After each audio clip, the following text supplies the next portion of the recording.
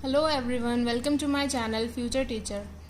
आज से हम सीक्वेंस से टॉपिक पढ़ेंगे। तो आज का हमारा जो टॉपिक है वो है अक्षांश और देशांतर, जिसे हम लैटिट्यूड और लॉन्गिट्यूड भी कहते हैं। आज के हम वीडियो में सिर्फ लैटिट्यूड या अक्षांश के बारे में पढ़ेंगे और इस वीडियो का जो पार्ट 2 आएगा उसमें हम लॉन्गिट्यूड के बारे में डिस्कशन करेंगे। तो आज जो पॉइंट्स हम डिस्कस करेंगे वो है अक्षांश है क्या, अक्षांश या लैटिट्यूड है क्या, अक्षांश या लैटिट्यूड कुल कितने होते हैं, अक्षांश रेखाएं या लैटिट्यूड लाइंस कितनी होती है, अक्षांश के बीच की दूरी कितनी होती है, और कुछ महत्वपूर्ण अक्षांश या कुछ इंपॉर्टेंट लैटिट्यूड्स के बारे में हम डिस्कशन करेंगे। अच्छा, एक बात और, वैसे तो मेरी कोशिश रहती है कि मेरे सेशंस या जो मेरे क्लासेस है वो बायलिंगुअल में रखूं, ताकि हिंदी मीडियम के स्टूडेंट्स हो या इंग्लिश मीडियम के किसी को कोई प्रॉब्लम ना आए और आसानी से समझ में आ जाए। फिर भी जो इंग्लिश मीडियम के स्टूडेंट्स हैं, मैं उनसे कहना चाहती हूँ that if you guys are finding any trouble and difficulty in learning, please let me know, write down below in the comment section and I will definitely think of it. Okay, चलिए अब आते हैं हमारे topic पर। अगर आपने कभी graph का यूज़ किया है, मैथ्स पढ़ते टाइम ग्राफ का यूज़ किया है या कभी डी का यूज़ किया है, तो ये टॉपिक आपके लिए कुछ भी नहीं है, बड़ी आसानी से आपको समझ आने वाला है, बहुत जल्दी आपको समझ आने वाला है। चलिए सबसे पहले ये बॉल देखिए और इमेजिन करिए कि ये बॉल हमारी पृथ्वी है या हमारी अर्थ है, क्योंकि हमारी पृथ्वी भी गोल है, इसीलिए मैंने ये बॉल ली है ताकि आपको आसानी से समझ में आ जाए। अगर आपका टीचर आपको प्रोजेक्ट देता है कि आपको इस अर्थ का या आपको इस पृथ्वी का क्या बनाना है, नक्शा बनाना है या मैप बनाना है, तो आप किस तरीके से बनाएंगे? और वो नक्शा एग्जैक्ट होना चाहिए। पुराने ज़माने में जैसे बनते थे अंदाजे से, वैसे नहीं होना चाहिए, एग्जैक्ट आपका नक्शा होना चाहिए। कई बार जो स्टूडेंट्स होते हैं उनके मन में ये सवाल होता है कि अक्षांश और देशांतर आखिर है क्या और ये बनाए क्यों जाते हैं। तो मैं आपको बता दूं, अक्षांश और देशांतर वो सारी काल्पनिक रेखाएं हैं जो हमने पृथ्वी पर आड़ी और सीधी बनाई है ताकि हम किसी भी जगह की एग्जैक्ट लोकेशन का पता लगा सकें। आजकल सभी के पास स्मार्टफोन है और हर एक स्मार्टफोन में जीपीएस है। क्या आपने कभी सोचा है कि आपका जीपीएस किसके अकॉर्डिंग काम करता है? आपके जो फ़ोन का जीपीएस है वो भी इन अक्षांश और देशांतर रेखाओं के अकॉर्डिंग ही काम करता है और इन्हीं के अकॉर्डिंग कोई एग्जैक्ट लोकेशन पर आपको ले जाके पहुंचाता है। ठीक है, आज हम सिर्फ अक्षांश के बारे में बात करेंगे। तो अब बात करते हैं कि अक्षांश है क्या। अक्षांश वो सारी पैरेलल लाइन से समानांतर रेखाएं हैं जो हमने इक्वेटर के समानांतर खींची हैं उत्तरी गोलार्ध में या नदर्न हेमिस्फीयर में नॉर्थ पोल तक, और दक्षिणी गोलार्ध में या सदर्न हेमिस्फीयर में साउथ पोल तक। ये सारी लाइंस को हमने क्या नाम दिया? अक्षांश नाम दिया। ये हमने भूमध्य रेखा के समानांतर या पैरेलल खींची है। भूमध्य रेखा को हमने मान लिया 0 डिग्री। ठीक है, तो अब बात करते हैं कि ये 0 डिग्री आखिर है क्या और ये लाइंस खींची किस तरीके से गई है। अब यहाँ पर आपकी थोड़ी मैथ्स लगेगी, लेकिन डरने की कोई ज़रूरत नहीं है क्योंकि बहुत ही सिंपल है, बहुत ही आसान सी बातें हैं, बड़ी आसानी से आपको समझ में आ जाएगी। तो मान लीजिए कि ये हमारी अर्थ है, कि हमारी अर्थ गोल है और अर्थ के बीचों बीच से हमने एक लाइन बना दी जिसको हमने बोला भूमध्य रेखा या इक्वेटर, जिसको हमने बोला बिल्कुल बीचों बीच से ये लाइन बना दी और अर्थ को 2 इक्वल पार्ट्स में डिवाइड कर दिया। ऊपर का जो पार्ट है उसको हमने बोला नदर्न हेमिस्फीयर या उत्तरी गोलार्ध और नीचे के पार्ट को हमने बोला सदर्न हेमिस्फीयर या दक्षिणी गोलार्ध। ठीक है, ये 0 डिग्री हमने यहाँ बिल्कुल सेंटर से लाइन खींच दी। अब अर्थ के बीचों बीच हमने एक पॉइंट लिया और इसी पॉइंट से हमने 1-1 डिग्री के एंगल्स बनाए। ये मैं डी लेती हूँ, ये बिल्कुल बीचों बीच हमने एक पॉइंट लिया है और इसी पॉइंट से हमें 1-1 डिग्री के एंगल बनाने हैं। कहाँ तक? यहाँ नॉर्थ पोल तक, और नीचे बनाने हमें साउथ पोल तक। तो यहाँ से मान लीजिए मैं अभी डी का यूज़ नहीं करूँगी क्योंकि एग्जैक्ट अगर मैंने 1 डिग्री का एंगल बनाया तो आपको नज़र नहीं आएगा। इस पॉइंट से मैंने मान लीजिए कि 1 डिग्री का एंगल बनाया है जो बना यहाँ कहीं पे, ये है 1 डिग्री एंगल। तो हमने ये 1 डिग्री एंगल और यहीं से बिल्कुल सीधे हमने यहाँ पे एक लाइन खींच दी। फिर इसको वापस से पॉइंट लेते हुए हमने बनाया 2 डिग्री का एंगल, ये बना यहाँ पे, ये बना 2 डिग्री, इसको हमने नाम दे दिया 2 डिग्री और यहाँ से इसके समानांतर यहाँ लाइन खींच दी। तो इसी तरह बराबर बराबर दूरी पर हमने कितनी लाइंस खींची? 90। यहाँ पे साउथ पोल तक नॉर्थ पोल तक हमने कितनी लाइंस खींची, इस तरीके से 1 डिग्री, 2 डिग्री, यहाँ पे कहीं आ गया 3 डिग्री, यहाँ पे आ गया 4 डिग्री, इस तरीके से करते करते यहाँ तक हमने लाइंस खींच दी 90। तो ये 90 अक्षांश हमने बना लिए इसको पॉइंट लेके। सेम प्रोसीजर हमने नीचे दक्षिणी गोलार्ध में फॉलो किया। ये दक्षिणी गोलार्ध में भी हमने इसी को पॉइंट लिया है, अर्थ के सेंटर को, और यहाँ से 1 डिग्री का एंगल बनाया जो यहाँ कहीं बना और इसको नाम दे दिया 1 डिग्री।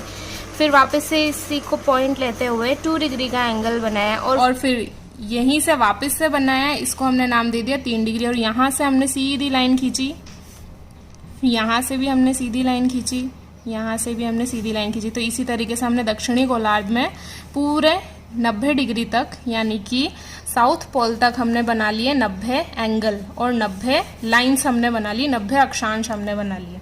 तो अक्षांशों की कुल संख्या कितनी हुई? 90 तो उत्तरी गोलार्ध में हो गए, 90 हो गए दक्षिणी गोलार्ध में, और एक हमारी इक्वेटर या भूमध्य रेखा, तो +1 हम कर देते हैं। तो 90 + 90 + 1 = 181। तो अक्षांश हमारे पास टोटल कितने हो गए? 181। लेकिन कई बार एग्जाम्स में क्वेश्चन पूछा जाता है और एग्जाम्स में ऑप्शन में 181 होता ही नहीं है। कई बार एग्जाम्स में ऑप्शंस में दिया हुआ होता है 179। अब ये 179 क्यों आया? अब ये 179 कहाँ से आया, इसका जवाब हम ढूंढते हैं। ठीक है, जिस तरीके से हमें पता है कि अर्थ हमारी लगभग गोल है, तो जैसे हम ये लाइंस खींचते जाएंगे, 90 एंगल जब हम बनाएंगे तो ये लाइंस ऊपर जाते जाते ये लाइंस छोटी होती जाएगी, ये बराबर नहीं रहेगी, ये छोटी होती जाएगी। अर्थ की गोलाई के साथ साथ ये छोटी होती जाएगी, और जैसे जैसे ये नॉर्थ पोल पर जाएगी या ये उत्तरी ध्रुव तक जाएगी तो ये एक पॉइंट में बदल जाएगी, यानी कि ये लाइन ही नहीं रहेगी, ये सिर्फ एक पॉइंट, एक बिंदु रहेगा। ये आप इस बॉल में समझ सकते हैं, जैसे कि आप ये लाइंस खींचते जाएंगे खींचते जाएंगे खींचते जाएंगे, तो आप जैसे ही यहाँ पर पहुंचेंगे तो ये सिर्फ एक पॉइंट या एक बिंदु रह जाएगा। और सेम आप जैसे ही दक्षिणी गोलार्ध में पहुंचेंगे, दक्षिणी ध्रुव तक, तो यहाँ कोई लाइन नहीं रहेगी, यहाँ पे सिर्फ एक बिंदु रह जाएगा। तो इन दोनों बिंदु को कई बार काउंट नहीं किया जाता है, इसलिए संख्या 181 से घटकर 179 कई बार दे दी जाती है, इसलिए ऑप्शंस में 179 होता है। लेकिन अगर आपके एग्जाम्स में ऑप्शन में 181 और 179 दोनों है, तब आपको बेझिझक 181 ही टिक करना है। ये 179 आंसर सिर्फ तभी होगा जब ऑप्शन में 181 ना हो। तो चलिए अब बात करते हैं दो अक्षांशों के बीच की दूरी की, यानी कि 1 डिग्री और 2 डिग्री के बीच में दूरी कितनी होती है। अगर हमारे कोई लोकेशन ये 1 डिग्री की लाइन पे है तब तो हम पता लगा लेंगे कि वो लोकेशन कहाँ है, 2 डिग्री पर है तब हम पता लगा लेंगे कि वो कहाँ है। लेकिन अगर कोई लोकेशन इन दोनों के बीच में आ जाए तब हम कैसे पता लगाएंगे कि वो लोकेशन है कहाँ।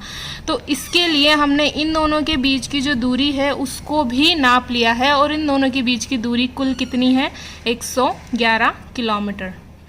1 डिग्री से 2 डिग्री के बीच की दूरी 111 किलोमीटर, 2 डिग्री से 3 डिग्री के बीच की दूरी भी 111 किलोमीटर है, 3 से 4 के बीच की दूरी भी 111 किलोमीटर है। उसी तरह दक्षिणी गोलार्ध में भी हम देखें तो 1 से 2 के बीच की दूरी भी 111 किलोमीटर है, 2 से 3 के बीच की दूरी भी 111 किलोमीटर है। तो इसी तरह से हम ये समझ सकते हैं कि कोई भी दो अक्षांशों के बीच की दूरी कितनी होती है? 111 किलोमीटर की, 111 किलोमीटर के लगभग इनके बीच की दूरी होती है।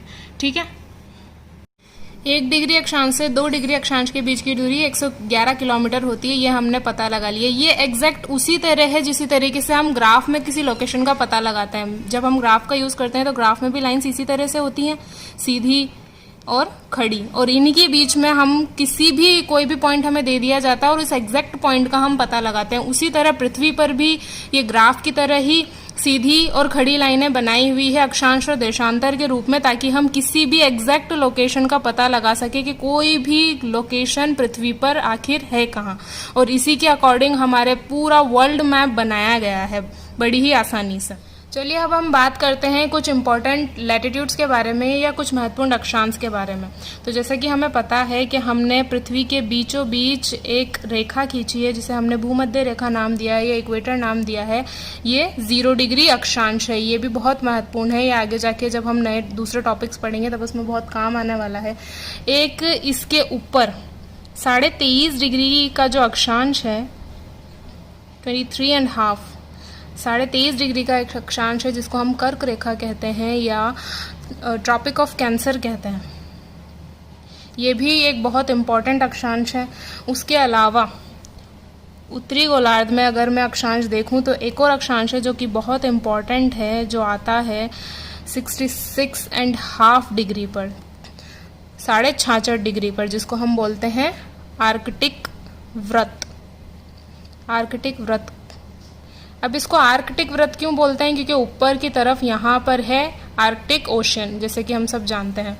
अब बात करें हम दक्षिणी गोलार्ध की, तो दक्षिणी गोलार्ध में भी 23.5 डिग्री पर एक अक्षांश है 23.5 पर, जिसको हम बोलते हैं मकर रेखा या ट्रॉपिक ऑफ कैप्रिकॉर्न।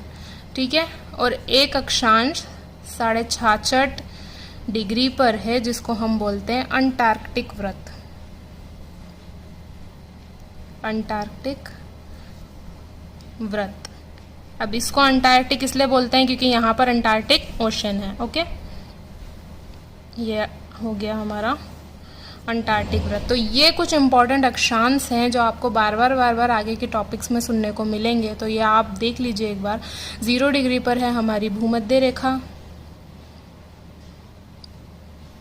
भूमध्य रेखा। ऊपर अगर हम जाएं उत्तरी गोलार्ध में तो 23.5 डिग्री पर है कर्क रेखा या ट्रॉपिक ऑफ कैंसर। 66.5 डिग्री पर है आर्कटिक व्रत।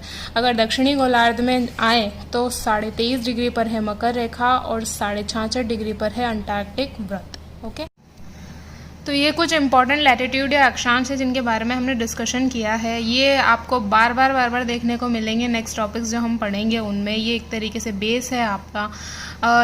लॉन्गिट्यूड के बारे में हम नेक्स्ट वीडियो में डिस्कशन करेंगे, जो इस वीडियो का पार्ट 2 आएगा उसमें, कि लॉन्गिट्यूड होते क्या हैं, कौन कौन से लॉन्गिट्यूड इम्पॉर्टेंट है, देशांतर कौन कौन सा इम्पॉर्टेंट है, उनको किस तरीके से बनाया गया है, उनके बीच की दूरी कितनी है। ये सारा डिस्कशन हम नेक्स्ट वीडियो या इस वीडियो के पार्ट 2 में करेंगे। Okay, thank you. If you liked my video, please like, share and subscribe. Thank you.